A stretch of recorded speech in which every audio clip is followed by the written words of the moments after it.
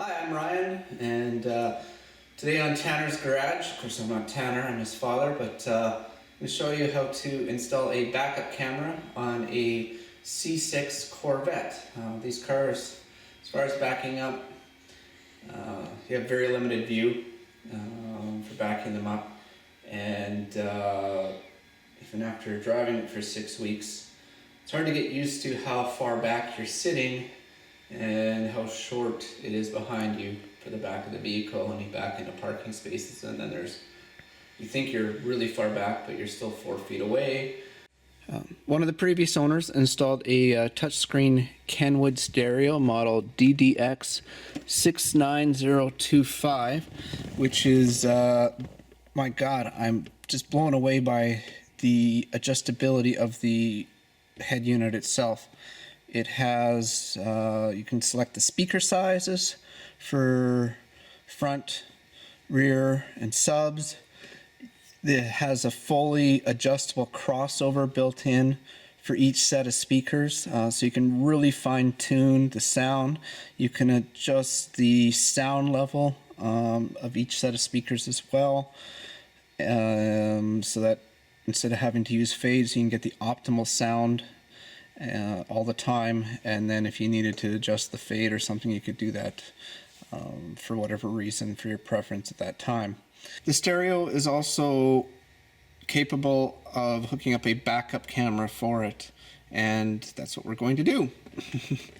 Alright, so I ordered a backup camera off of eBay, because the stereo shops for a ugly, square, bulky backup camera want $250. It's just absurd. And there's various options on the internet, but to me, the sleekest design and option was a license plate bracket that has a backup camera built into it.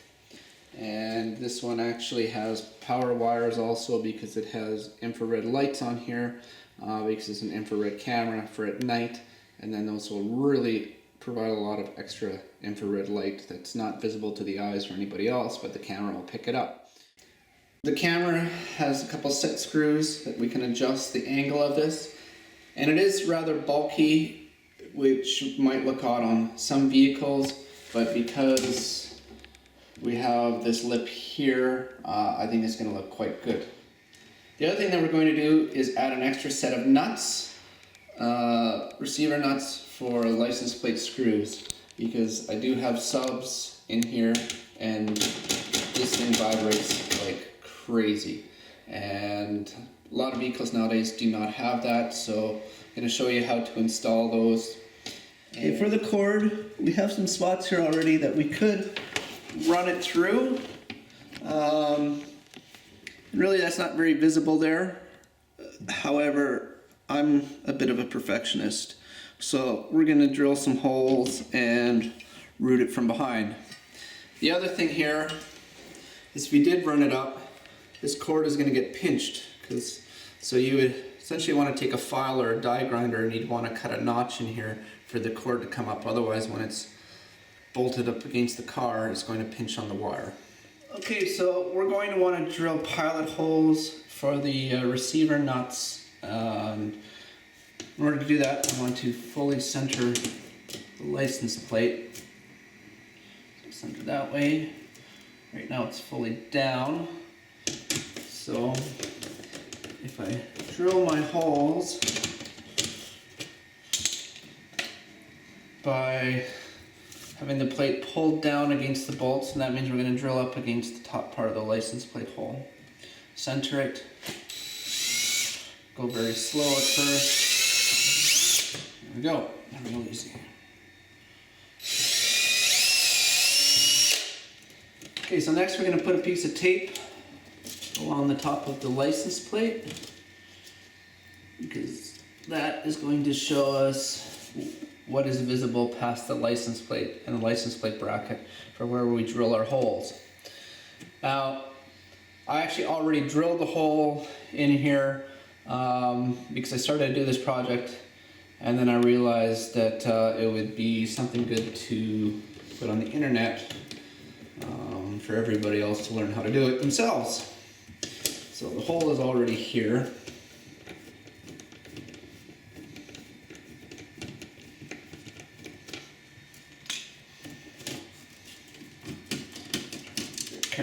scratch the paint. So I've put a hole here already, which is below the height of the license plate. So what I did is I measured what the connectors were, and drilling through plastic and fiberglass for any holes over 3/8 of an inch. The best type of bit is just a spade wood bit. It cut through it like butter. It was just super easy and clean. Okay, for $3, my local parts store was a license plate fastener set, which comes with bolts and then the retaining nuts. These are universal on pretty much all vehicles for what they are. You'll see they are square shaped. So we're going to have to make a square hole inside the rear bumper area, and it measures just a hair under 3/8, slightly over 5/16. So we're going to first drill a hole out. I'm going to use a 5/16 spade bit. We have our pilot holes to center it.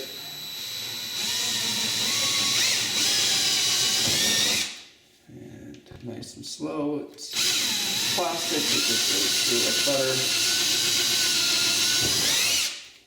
I don't want to make it any wider.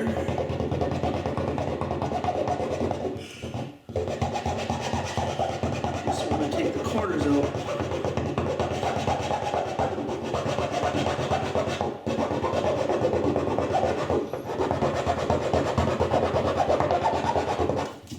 Alright, so we've got a square shape, but now we want to enlarge it. I can fit in a larger file here, which is square. Makes this a lot easier.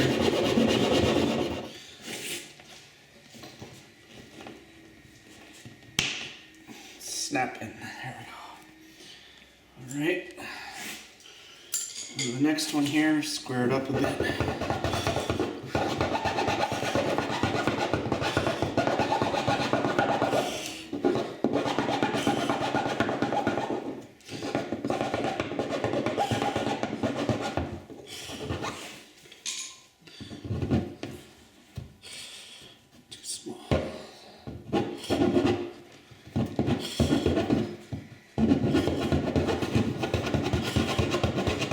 Now we're just going to test the location of the license plate nuts that we installed, and they are perfect. This will drastically cut down on the amount of vibration of the license plate from the base of the stereo and subs. You can see me drill the hole because I already had it done. I decided to do this video, but here's the top of the license plate. There's the hole for the wire for the backup camera, which is going to feed through there. The only thing is that hole is behind the license plate, which the wire is going to end up wrapping around it. Now you're not really supposed to cut or modify a license plate. But you're not going to see it. It'll be covered by the license plate bracket in every vehicle I've owned. I've always had a license plate bracket, so I'm going to look at the location here. And I'm going to need to notch above here, probably drill a hole or snips and just cut a little section out here. Okay, so we're going to start out and drill a hole. Doesn't have to go very far down. And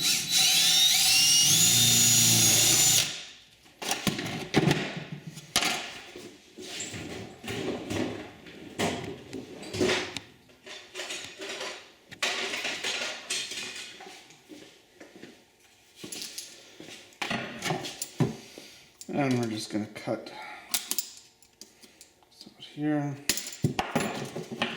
And we're just going to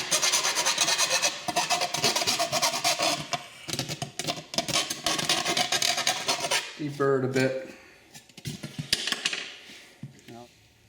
And it's going to line up nice there for the wire to go through. Now we can take this tape off and wipe this off a bit. Get some detailing wax. Take off a bit of the grime.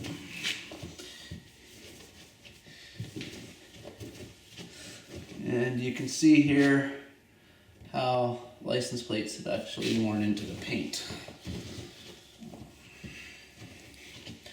Which I'll show you how to prevent that later on.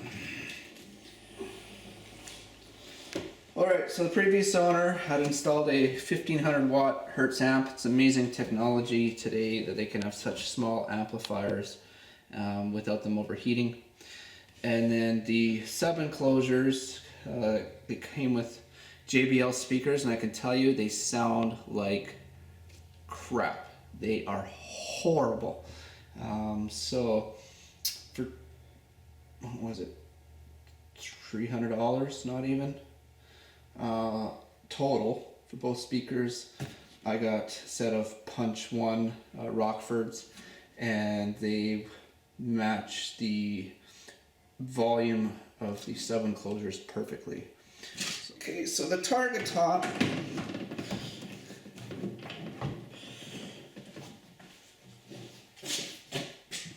was sitting in here with these sub enclosures. It was resting right on the speakers.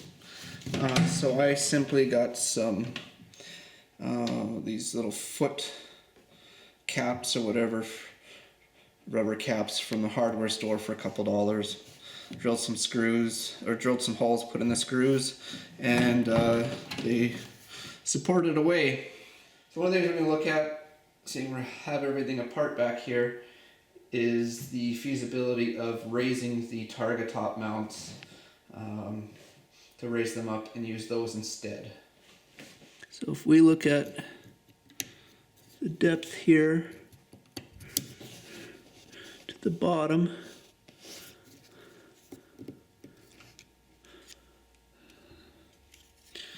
we are increasing the height by 1 inch and 3/8. So while it's apart, everything apart back here, we will look at whether that's even possible. Alright, so I'm going to remove the sub enclosures. And red and black, keep track of the wires, because if one of them is done in the opposite, the volume speakers will be a quarter of what it normally would be. So you're going to mark the black one, so here. I'm going to tie this in a knot, knowing that it's my left side.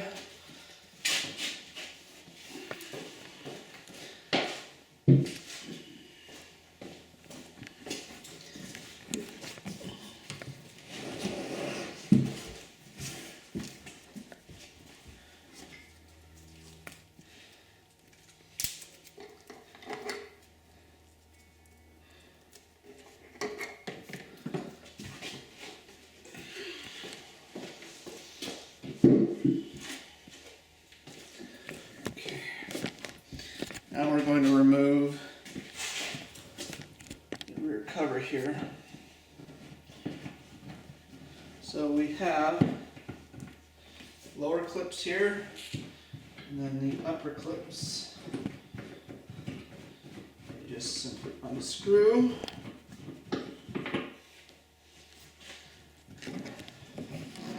Pull this back, the carpet sheet to go around the target mount.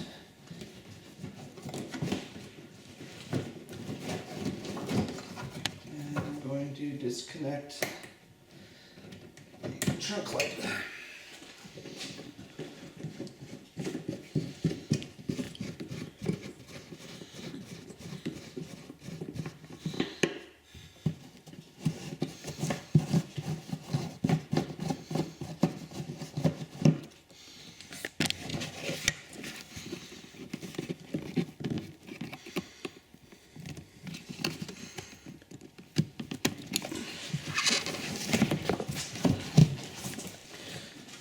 Okay, and we still have 2 clips here.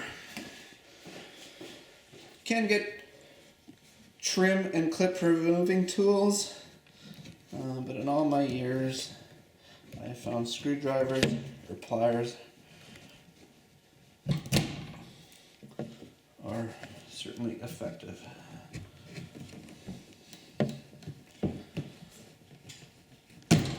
Everybody has some type of needle nose pliers.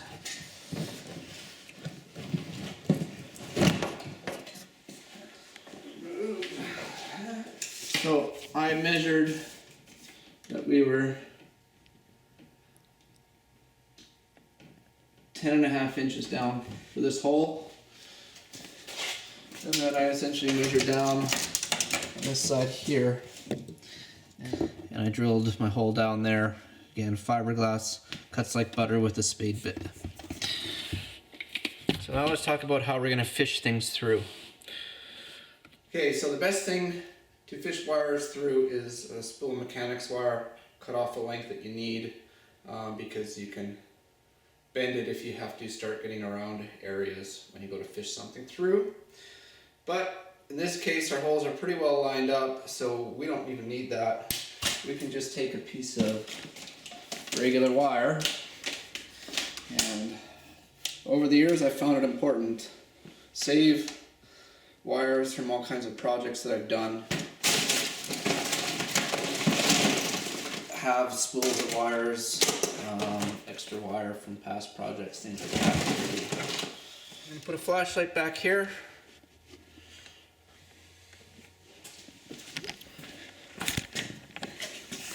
And then you can actually see here the light of the hole that we drilled. So I'm going to be fishing this through. Unfortunately, the camera will be in my way, so you won't physically be able to see it. Exactly what I'm doing. I don't know, I'm going to try. I think because my head has to be in the way. So we're going to take a piece of wire, we're going to straighten it out as much as possible because these holes are lined up, but there is a gap and a wire wants to sag. Again, mechanics wire would be easier, but I'm just showing you that you can do it with a regular piece of wire. Through, piece of cake. Take some tape. What we're going to do is start down here, wrap it around. Most important, fold the wire over and tape it. Now we'll keep the wire from pulling off.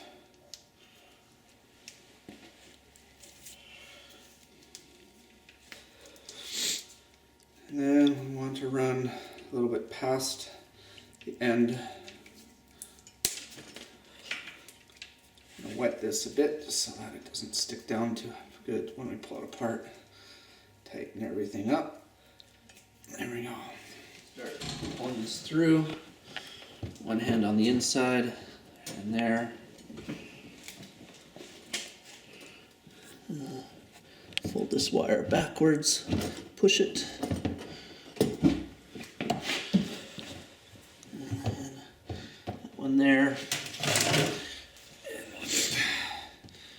two screws here just for a moment to secure it.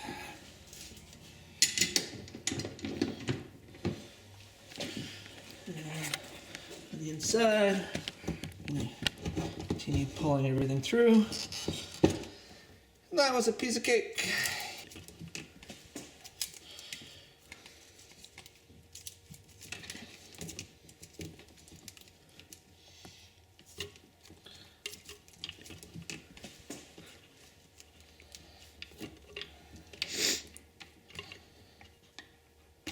Let's see. Happens with the other side when it's not wet. First time you need a grommet to seal something, you can go to a hardware store and get, the plumbing section sometimes has grommets, or I highly recommend going to a someplace that sells tools and automotive parts and getting a grommet kit. So we drilled a 1/2 inch hole. That's obviously larger than a 1/2 inch. There we go. That fits in the grooves, so this is a 1/2 inch. We're going to run wire through it. So what I'm going to do is cut it and then maybe take out a little chunk It's rubber, so a drill bit would just pierce through it. It wouldn't actually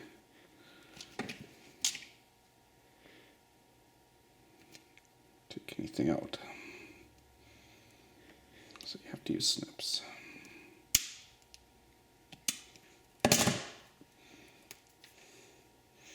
That will be enough room for the wire. But mentioning these kits, you got nylon kits for nylon washers, fuse kits, E-clip kits, and then these storage boxes that I mean, you use them for sewing, you can use them for almost anything. When they're on sale for a good price, buy one, and over the years you gradually collect fasteners. And this is a great way to sort them. You have a lot of your automotive fasteners, stuff like that. These are cool for running wires. 3M adhesive, stick it on, run the wire through, bend this over, hold the wire in place. And today, I'm going to be going to my most used kit, which is my electrical connectors. And wiring, soldering. These things are junk, but in the event that I was out somewhere doing an electrical repair, not at my garage, at least they'll do for cutting and maybe stripping something. And over time, you just start collecting weather pack connectors, fuse blocks, various things. So we're gonna take a grommet, put the wire through. Sometimes you can work these ends with your hand. Generally, the last bit, you'll need a screwdriver.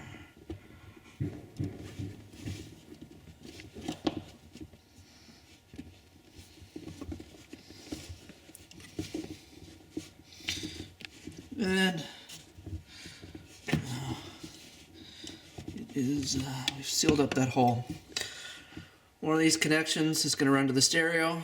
The other one is for the power supply. Okay, so we have the power wires for the camera, and I don't know if they are also powering the camera, but they're definitely powering the infrared lights for backing up. And we want to activate them when we're in reverse. So what I did is I looked at the wires running to the reverse light bulbs, and the wire was a light green, and in the harness in the trunk area here we have dark green and light green. I also have a complete wiring schematic for the car, all of the GM shop manuals for it. But let's say you're doing this project on another vehicle and you're not sure what color the reverse wire is. You could either run the wire all the way to the reverse light, or in this case, I'll show you how to figure out what we need. Black is always a ground, doesn't matter what brand of vehicle. Everything automotive, black is your ground wire. Put this in, put this on here. And I was doing this by myself, so I kind of set this up here so I could see the light come on while I was in the vehicle. The thing about this car, Corvettes, is that the reverse lights don't come on when you put it into reverse unless the engine is running.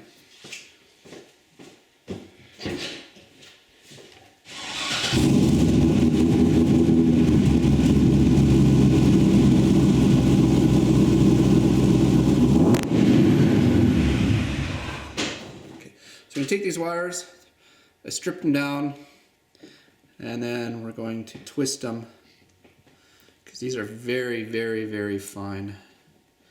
Most important is the tip. And I left this quite long for a reason.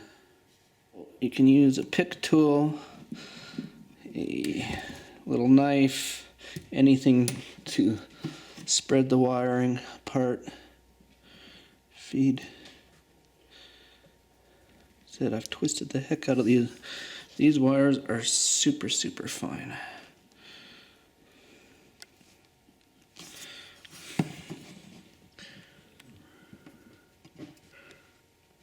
Run it through there. are so fine. Okay, then you do is pinch these wires together, wrap it around, and then twist it on here. Now that we have the wiring hooked up to the camera in the back of the car, we need to hook it up to the stereo. And on a C6 Corvette, there's simply no way to access the wiring to the back of the stereo from underneath the dash. Everything's packed in there very tight. So we have to remove the stereo from the dash in order to do that. Some stereos that have been installed might just require the tools for the release in order for them to pop out and slide out. In this case, this one's been bolted in. And to get access, we only need two tools, a 7mm socket and a number 15 Torx bit.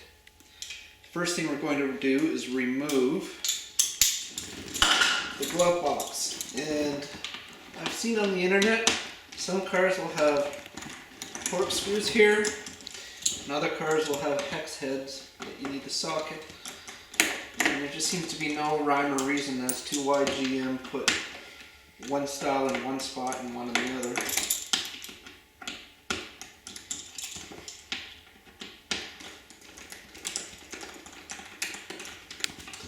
Absolutely need to remove the glove box. You need to remove the shifter knob, and my correction is that we do need a third tool, which is a number 25 Torx bit. One screw and it pops off. And simply pull up and snap off this part here. Two screws here.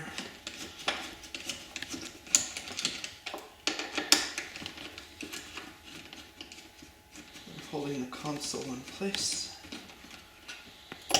Now we remove the boot for the brake handle, and there will be two fasteners right here.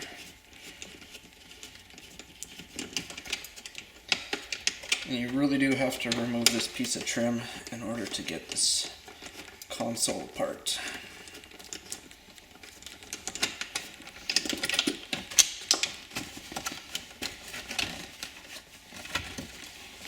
Carpet over, and it just snaps and pulls out. Two clips there holding it on. Okay, now just finesse, pull it. It's all held down with clips.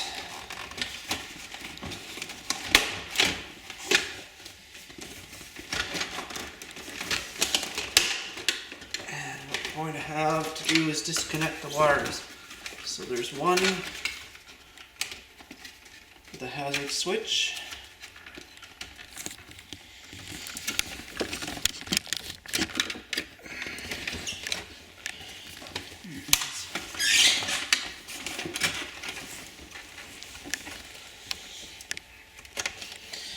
Connections for the seats, heated seat switches.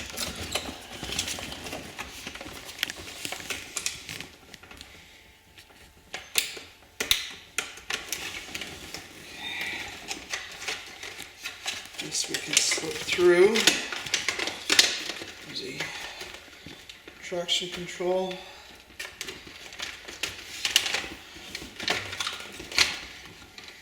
And the cigarette lighter, which takes a fair bit of hand strength.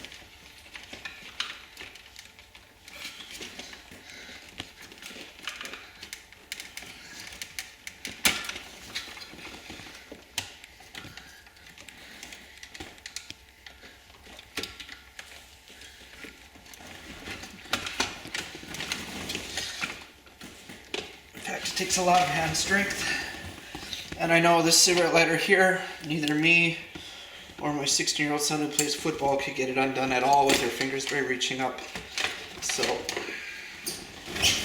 probably going to have to use a set of pliers.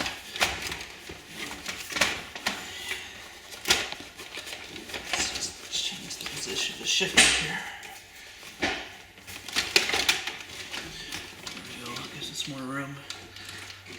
It's tough, but it can be done. This one, the point that you have to squeeze is on top. I can't get it at all. So, I've been through this before. It's just easiest. Pull this right up over. Even then, we know from the past we cannot get our fingers in here. So I had to use pliers.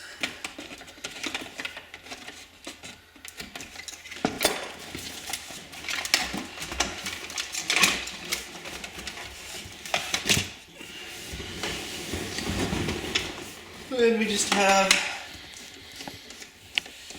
screws for the heater control.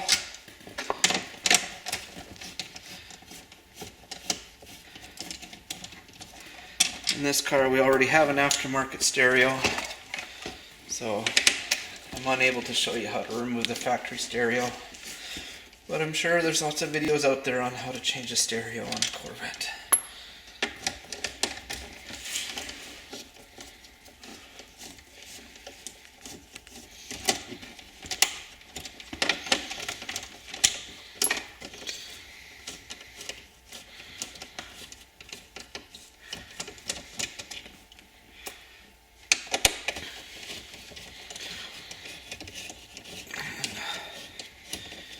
Now that we have the screws out, just pull the stereo and we have access to the wiring now. We can just set it down and we'll wire in the reverse camera now. Okay, so we have the reverse activation wire on the stereo, and we do not have to run a separate wire all the way to the back of the car to the reverse light wiring because the camera cable has one built in. So the proper way to splice wires together, strip it back about 3/4 of an inch or less, 1/2 inch at least. 3/4.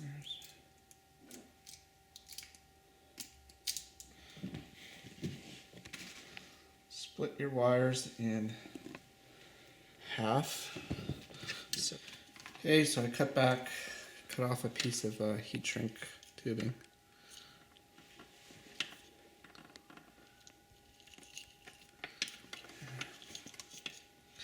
And you could just use electrical tape, that's fine as well. Separate this in half, down the other side.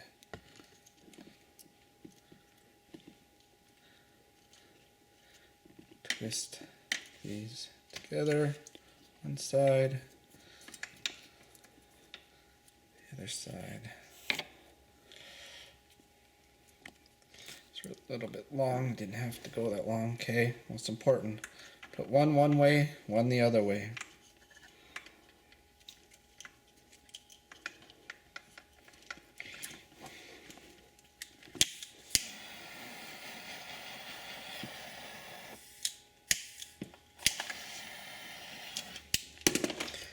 And you can really pull on this and it is secure. That will never come apart. I'll plug this into the reverse camera. Okay, so somebody's already run the wires for the amplifier, so we're just gonna do the same route that they did.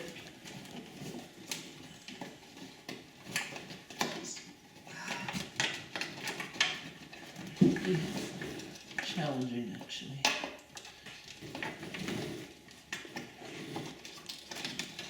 Just to come through.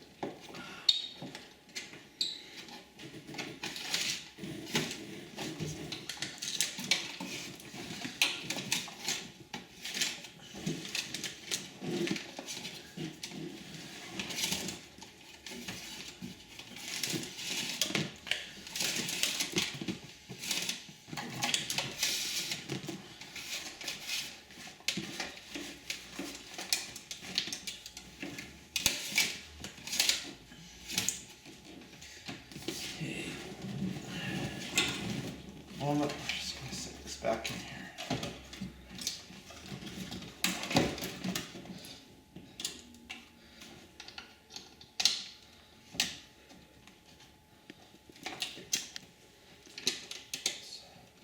Somebody ran the amplifier wires down here. We're gonna follow those.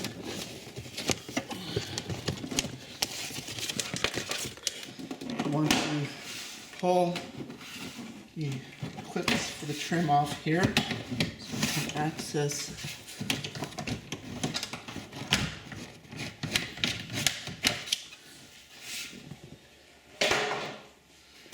carpet.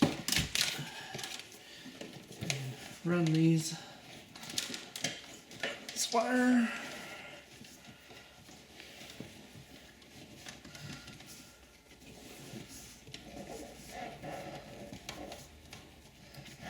What they did with the stereo. You can see back here we've got the stereo wires. We don't have to pull the entire trunk liner interior apart. However, I plan to put some hush matting in here, which will decrease the amount of drone sound from the exhaust coming in, reduce the amount of road noise, and if you have a good stereo system, Dynamat, hush mat, any of those things, make a huge improvement on the quality of the sound. So we're going to start removing the trunk interior. Just pops off.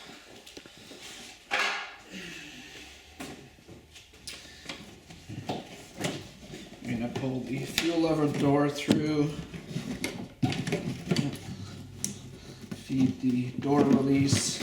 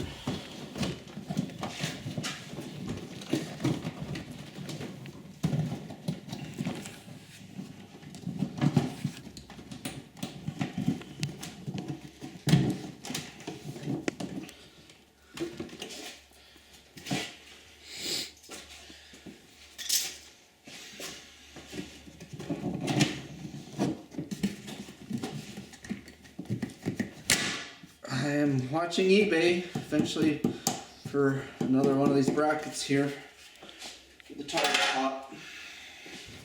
Still haven't come across one.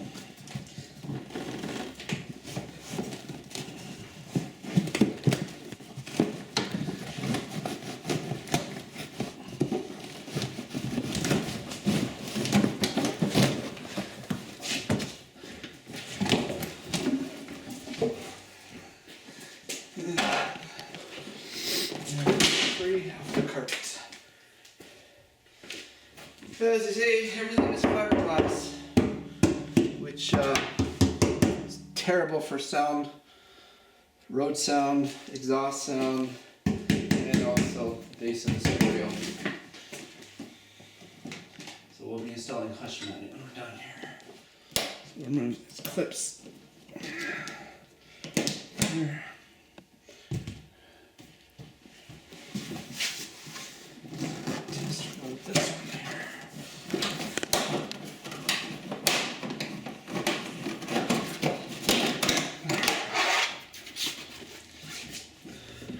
There's the wires for the stereo. So I'll just fish this one through.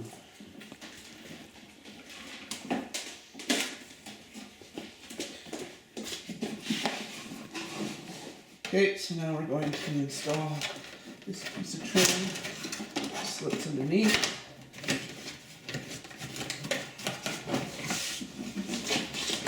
And not exactly easy.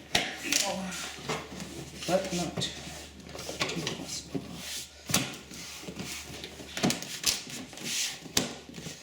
There we go. All back together. Put the base panel again. And we are good. Alright. Okay, now we're going to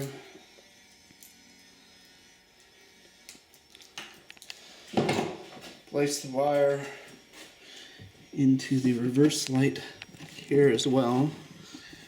Okay, so now we're going to feed this one through here.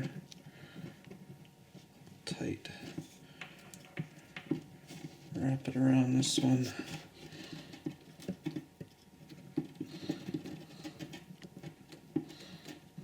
That.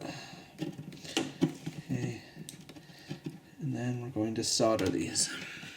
The negative and all of the wires for the camera.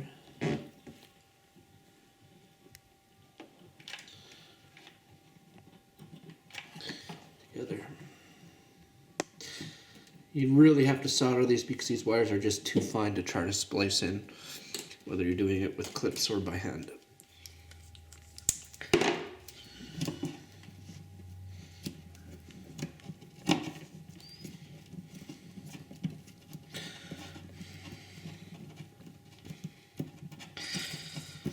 Okay,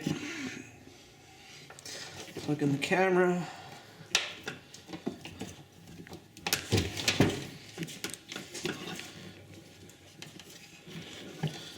Which, unfortunately, a little tight.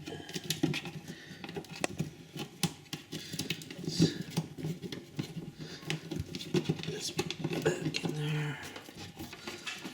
Okay, now we're just going to take a twist tie for the excess wires here. Alright, so before we reassemble the console and the dash, let's just make sure that the backup camera works. So we're going to go into the stereo, into settings, and we are going to find display, what was it? Input. So we're going to activate the rear view camera. And this one here, actually, you can even go in and set it up so that if you hold the volume down, or this button down, it should automatically go to rear view camera. No signal. Maybe because there's no power to it. So we got the car in reverse, but it's not going to provide power until we start it up.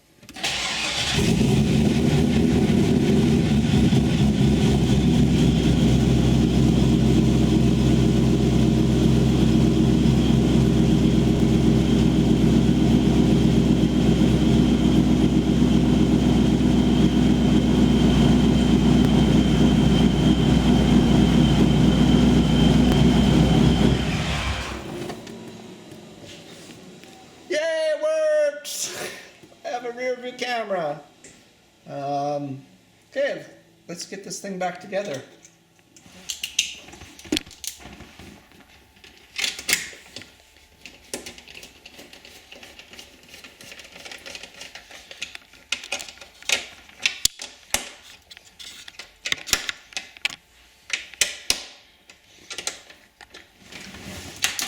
Okay, let's start putting the interior back together, and I personally believe that it's going to be easier to do with this piece in place first.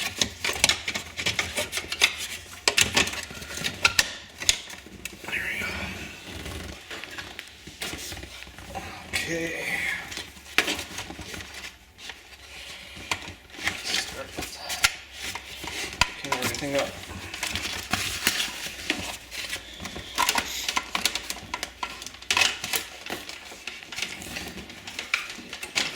Hazard switch.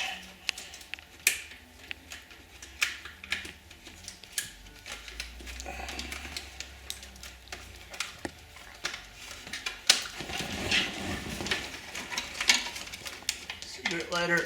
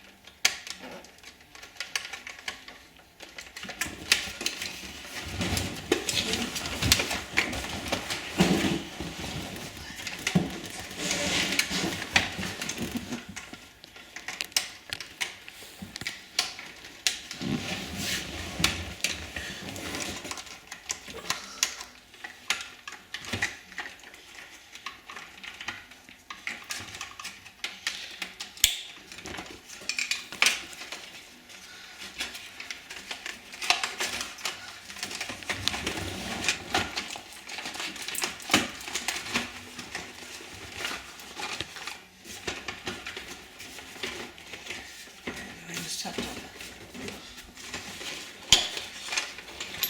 pull the wires tucked out of the way. It's supposed to go.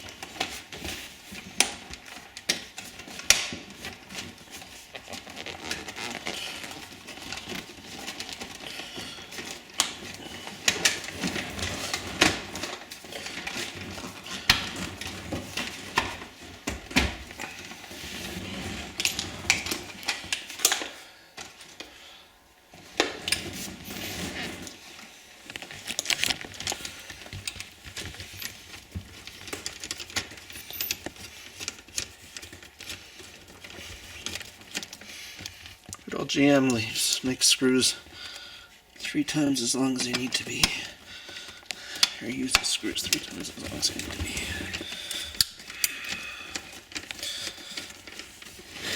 Oh.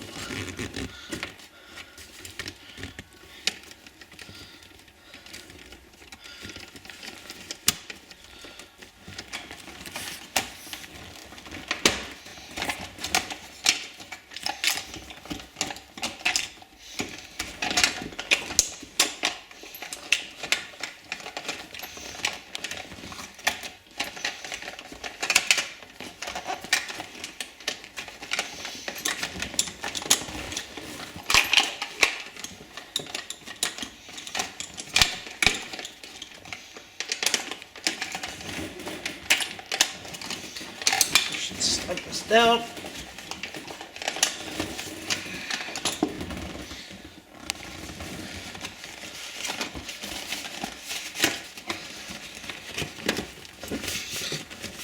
That's easy.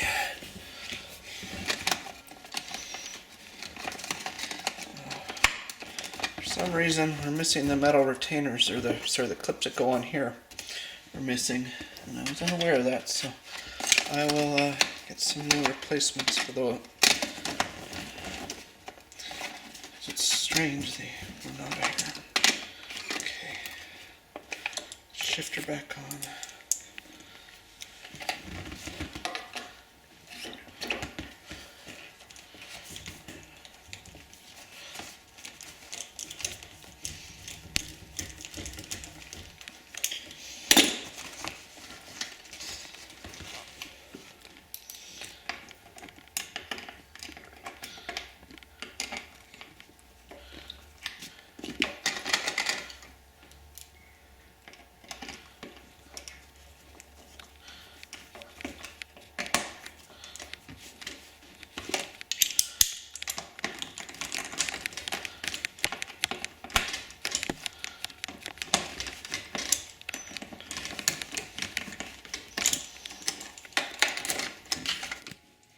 Okay, to reduce vibration as well on the license plate and bracket, we're going to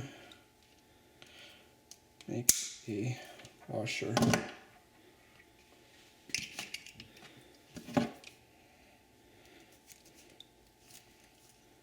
for the bolts.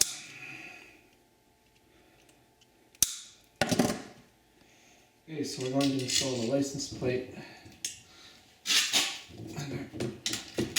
Again, for I think $5, I picked up a set of caps. Putting a washer on the back.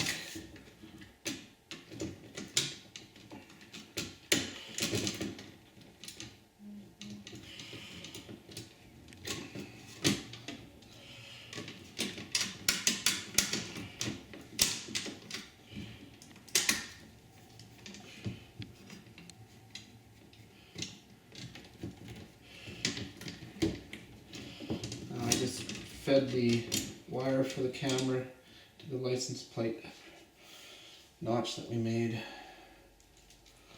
Let's just make sure these are secured.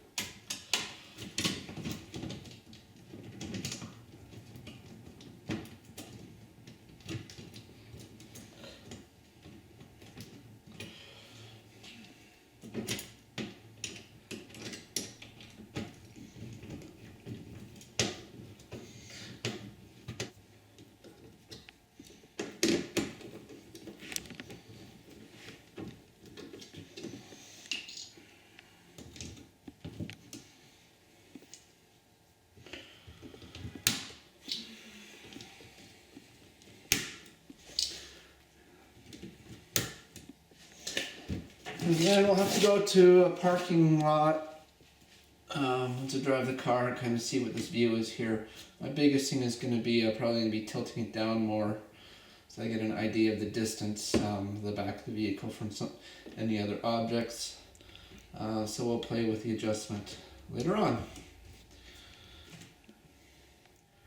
Okay, before I install the trunk interior back into the car, I'm just going to review that we installed sound deadening material in order to reduce the amount of exhaust drone and also crispen what is already a really good bass out of the stereo system.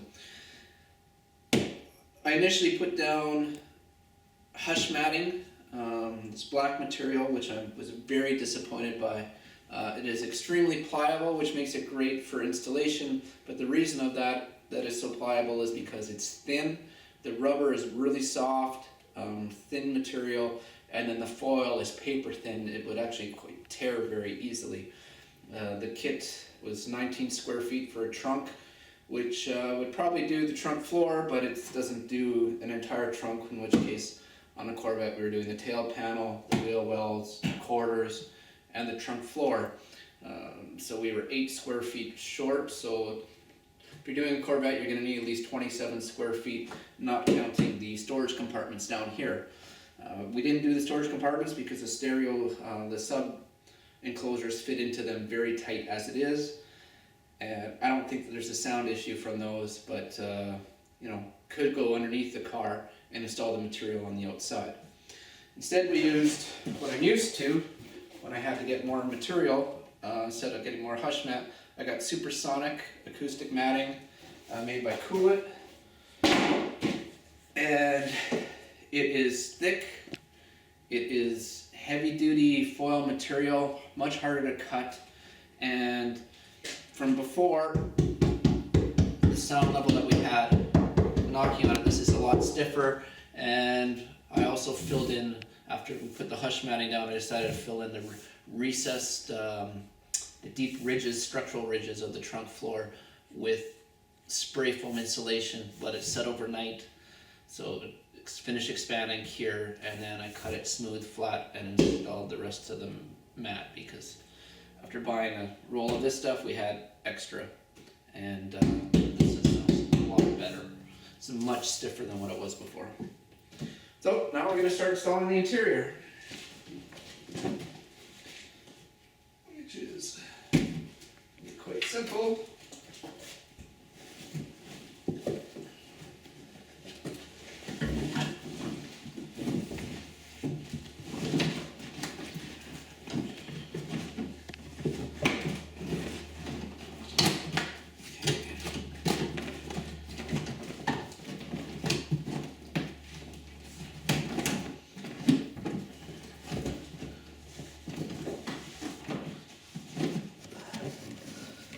The interior plastic here.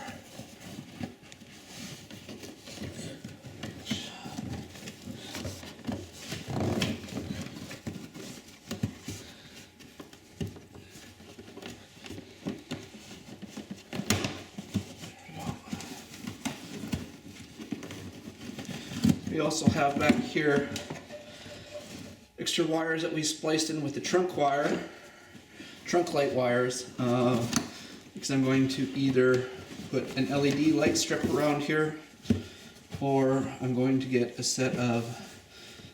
another set of the trunk lights and install them in the trim maybe here, so that we can get better light in the trunk, because the subs completely block off the light that we have.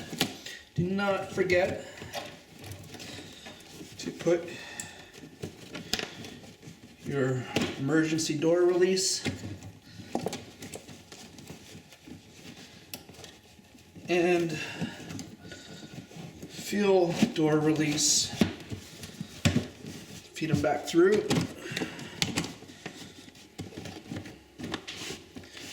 Alright. And go over here.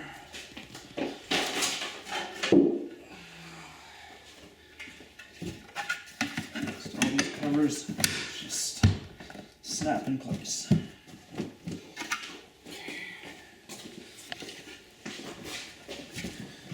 side here. Lay it in.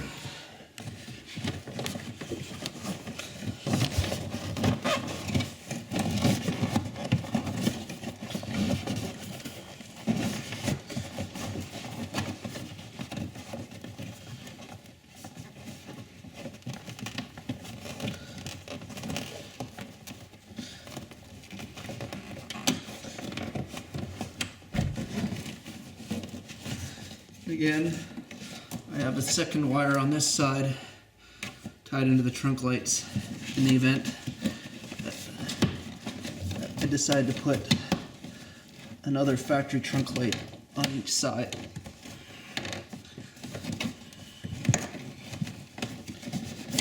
And you just gotta patiently work the carpet around back in place here.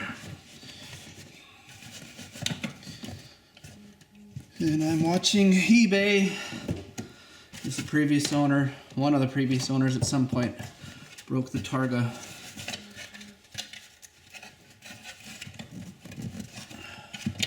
mount.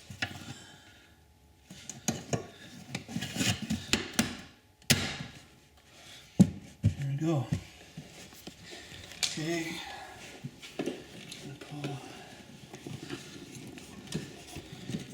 Wiring.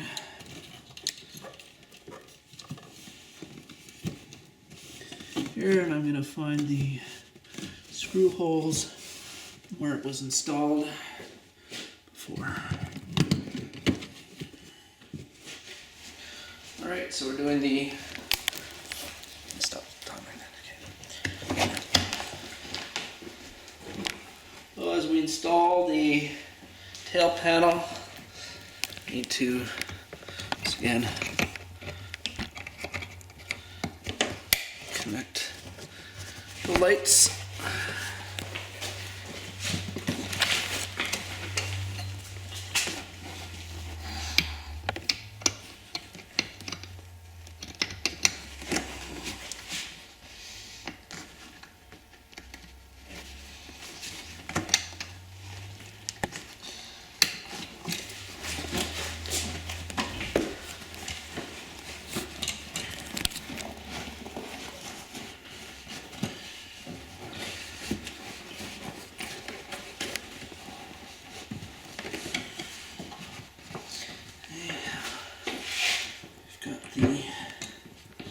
Plastic nuts here. Top one is for the cargo net. Bottom one. Let's just push this off. We cleared the speaker wire.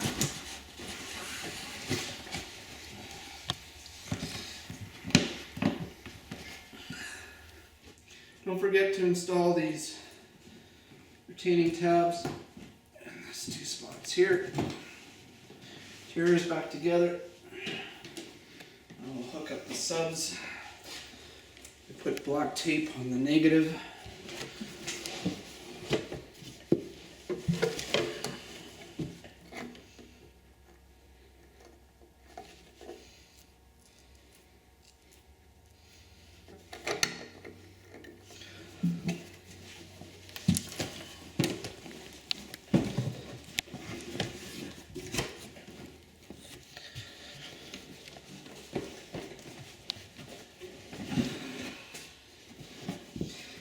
And as I mentioned before, the best thing I did for the sound of the stereo system was to get rid of the crappy JBLs that come with these enclosures and install these punch speakers by Rockford.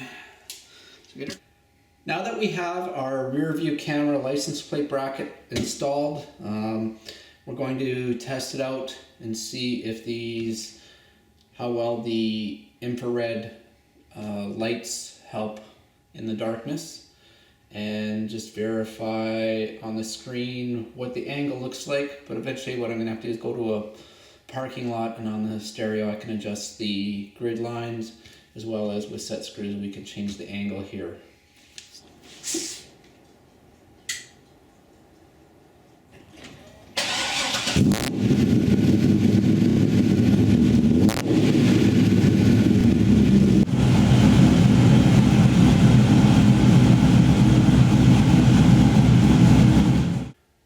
Okay, so all that's left to do now is to vacuum out the trunk area. And this started out with the main video that you're watching is how to install a rear view camera, which we used a license plate bracket camera, wired it into the stereo. And then on the other videos you'll see talk about how we did the sound deadening material in the trunk.